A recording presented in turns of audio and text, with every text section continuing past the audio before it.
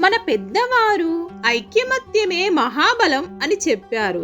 కలిసి ఉన్నప్పుడు ఏవైనా ఆపదలు వస్తే మనం సంఘటితంగా ఎదుర్కోగలం.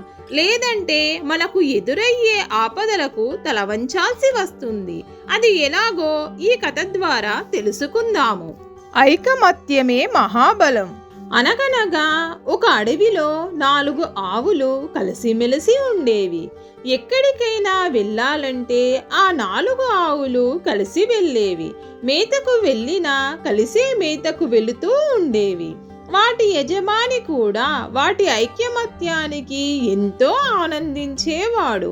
ఇలా రోజులు గడుస్తుండగా ఒకరోజు ఆ 4 ఆవులు ఎప్పటిలా మేతకు వెళ్ళాయి. వాటిల్లో అవి కబుర్లు చెప్పుకుంటూ గడ్డి తింటున్నాయి. అంతలో ఒక సింహం గాండ్రిస్తూ అక్కడికి వచ్చింది. దూరంగా మేత మేస్తున్న ఆవులను చూడగానే దానికి నోరూరింది. ఆహా, ఈరోజు నాకు విందు భోజనం దొరికిందన్నమాట. ఈ ఆవులు చాలా పుష్టిగా ఉన్నాయి. వీటిని చంపి నా ఆకలి తీర్చుకుంటాను అని సింహం అనుకుంది. సింహాన్ని చూస్తే నిజానికి ఆవులు భయపడాలి, కానీ అవి ఏమాత్రం భయపడలేదు. చూడండి, సింహం మనల్ని భయపెట్టేందుకు గాండ్రిస్తోంది. మీరు భయపడవద్దు. మనందరం ఐక్యమత్యంగా ఉంటే ఈ అడవిలో ఏ జంతువు మనల్ని ఏమీ చెయ్యలేదు. నేను చెప్పినట్లు చెయ్యండి. ఆ సింహం మన దగ్గరకు రాగానే మనం నలుగురం కలిసి మన వాడి కొమ్ములతో దాని మీదకు దూకుదాం, దానిని తరిమి కొడదాం అని చెప్పింది. ఆ 4 ఆవులలో ఒక ఆవు, నీ ఆలోచన బాగుంది, నువ్వు చెప్పినట్టుగానే చేద్దాం అంటూ మిగిలిన ఆవులు అంగీకరించాయి.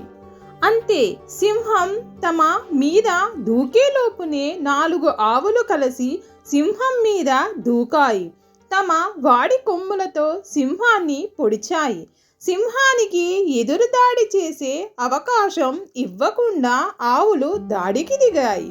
అంతే, సింహం వాటి దాడికి ఎదురు నిలవలేక భయపడి పారిపోయింది. ఆ విధంగా ఆవులు తమ ప్రాణం కాపాడుకున్నాయి. అయితే సింహం వాటిని విడిచిపెట్టలేదు. శారీరక బలంతో సాధించలేనిది బుద్ధి బలంతో సాధించవచ్చు అని దానికి తెలుసు. అందుకే మంచి సమయం చూసి ఆ 4 ఆవులను విడివిడిగా కలిసింది.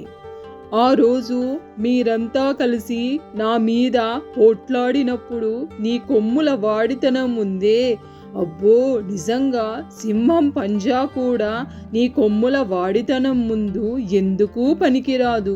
నువ్వు లేకపోతే మిగిలిన ఆవుల పని పట్టేదాన్ని నేను. నీ బలానికి, నీ ధైర్యానికి తలవంచి నమస్కరిస్తున్నాను. అంతా బాగానే ఉంది, కానీ నువ్వే కదా మిగిలిన 3 ఆవులకు ఏదైనా ఆపద వస్తే రక్షిస్తోంది. అంటే నువ్వు నిజానికి మీ జట్టుకు నాయకుడి లాంటి వాడివి. కాబట్టి మిగతా 3 నీకు మేత తెచ్చిపెట్టాలి. అంతేకాదు, నువ్వు ఏ పని చెప్పినా అవి చెయ్యాలి. కానీ ఇక్కడ అలా జరగడం లేదు. అదే నాకు బాధగా ఉంది అని చెప్పింది. ఆ ఆవు ఆలోచనలో పడింది. ఇలా ప్రతి ఆవు దగ్గరికి వెళ్ళి చెప్పింది. దాంతో 4 ఆవులు మిగతా వాటికన్నా తామే గొప్ప అని అనుకోవడం మొదలుపెట్టాయి. అట్లా అనుకొని ఊరుకోకుండా దేనికది మిగతా ఆవుల మీద అజమాయిషీ చేయడం మొదలుపెట్టాయి. దాంతో వాటి మధ్య గొడవ మొదలైంది.